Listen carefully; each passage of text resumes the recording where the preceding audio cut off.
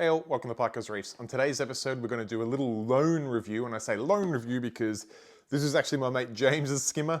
I picked it up from the fish shop for him yesterday. He's coming to pick it up tonight at 5 o'clock, and he told me I'm allowed to play with it today until 5 o'clock, so I figured this is the skimmer that was thrown about as an ideal option for the idiot-proof reef tank, so let's chuck it in there and see how it performs. So here is your quick review on the Tunze 9001.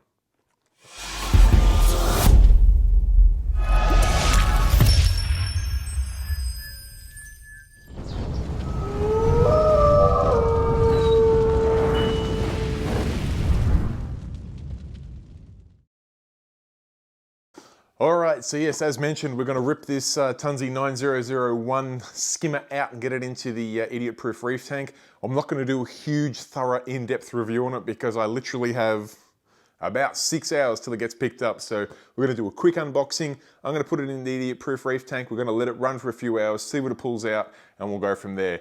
If I like the look of it, I might just go down the path of buying one and putting it in the idiot-proof reef tank. One of the first things I will point out is this is not the cheapest option for a skimmer, but Tunze is often regarded, particularly when we're talking nano skimmers, as one of the best of the best.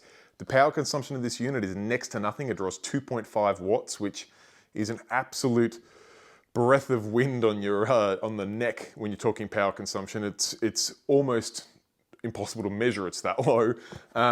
And they do have, when you talk about nano skimmers, quite a good track record of actually pulling out decent skimmate, not just being something that aerates the water, but something that will actually remove waste from the tank, which is where a lot of nano skimmers fall down. I feel like, sure, they put oxygen in the water and they have a neck and a collection cup, but they don't really collect all that much. The skimmer on my soft coral tank is a Aquamatic turbo floater blue.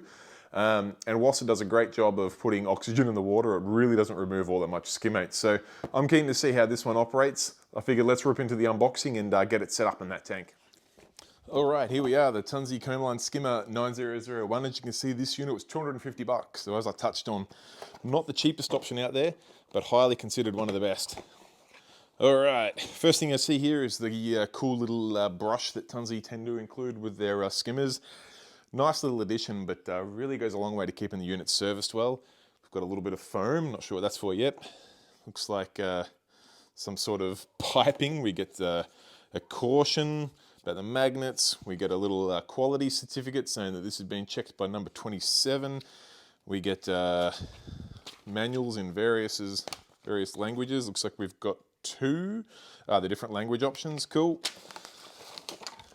We've got a little clip, not sure what that one's for yet, we'll get to that. And of course the skimmer itself. Now, looks like the magnet may well be attached. I probably should be a little bit careful with the packaging because, like I said, this is not actually mine. Another shout out to James for letting us borrow this skimmer for the review.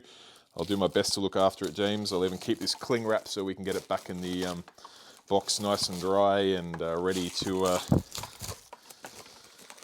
rock. All right, okay, so the cling wrap's obviously there to keep all the components together so they don't fall apart and bang about in shipping, which is a good idea. Got a little bit of protective film on the lid there, which probably also holds it down. All right, let's get all that off. Cool. Okay, so we've got a little pump down here, obviously an Australian plug. Pump's going to suck water in, it looks like through that foam, and then pump it up in here. It'll draw oxygen in through the silencer here. You can adjust the air by that screw there. It'll come down into this pump, which will then mix the air and water up, and it'll have a little venturi up here. You'll probably not quite be able to see the pump through there. And then the cup, of course, is where our bubbles and water mix and accumulate, and then hopefully overflow into this cup. It's a fairly simple design. This is not the one that has the DC controllable pump. We do have a water line on the front there. Let's have a quick look in the manual and see what some of these other accessories are for, because we may actually need to do something more with it.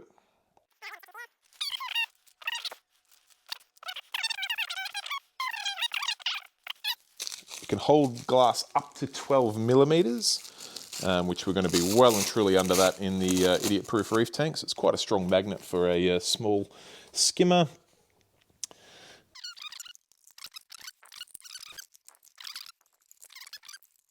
On there. All right, what's this piece for? I'm curious by this piece.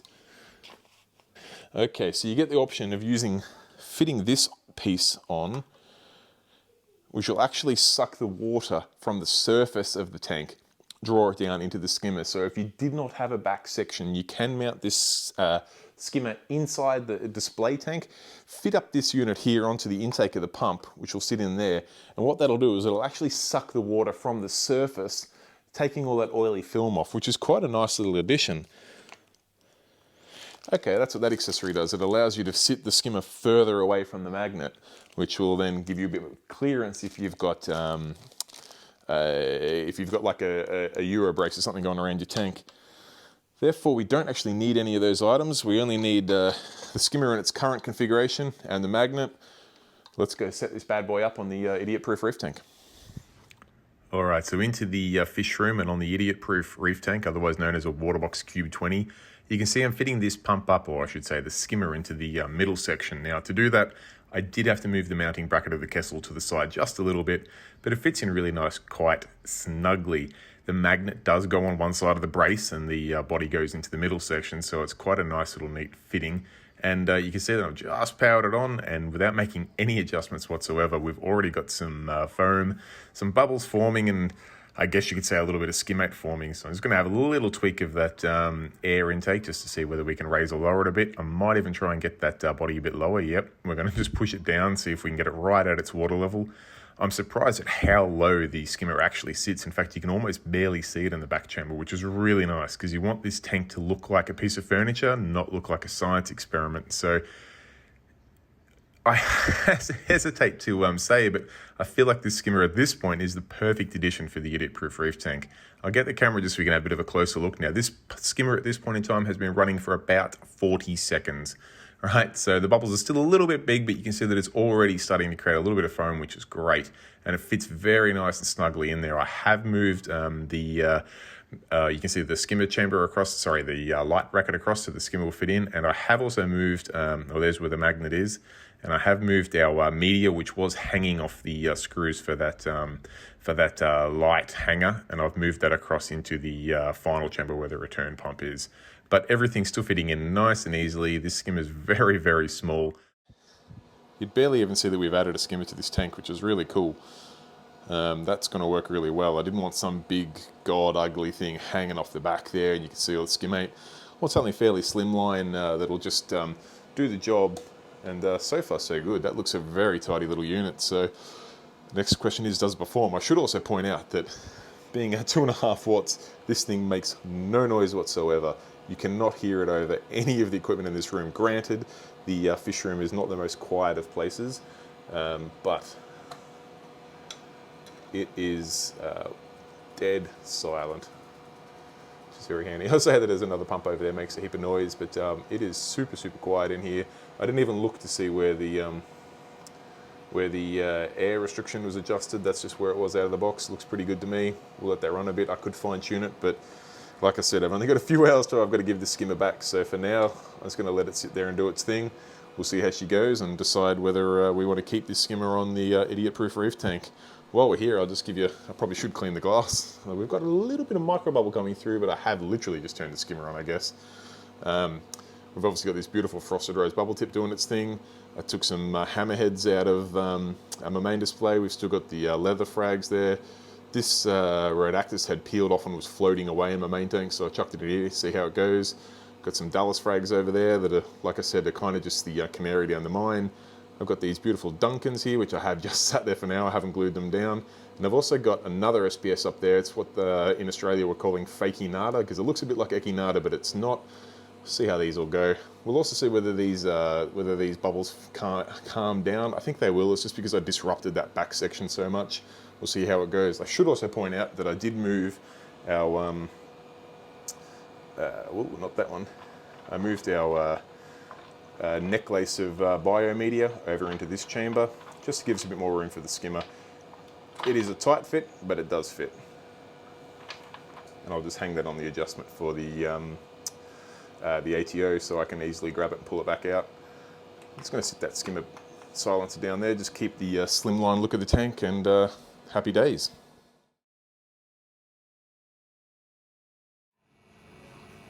Alright, Alright, so 2 hours later, this pump's been just chugging away on the factory settings, and you can see the foam's really starting to produce a much nicer little head now. You can see the micro bubbles have totally cleared up, so it was either just a bit of film on the pump on fresh install, or more likely probably because I moved the foam and the filter sock around. But that is all cleared up, and I'm surprised that after only 2 hours, we do actually have a little bit of skimmate. Let's switch over. I'll turn the pump off and take the skimmer out. Or so I should say the cup out.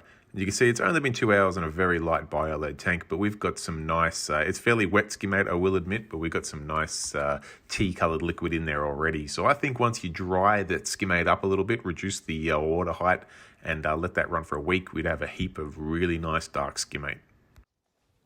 All right, folks, there you have it. That's the end of the review of the Tunze 9001 skimmer.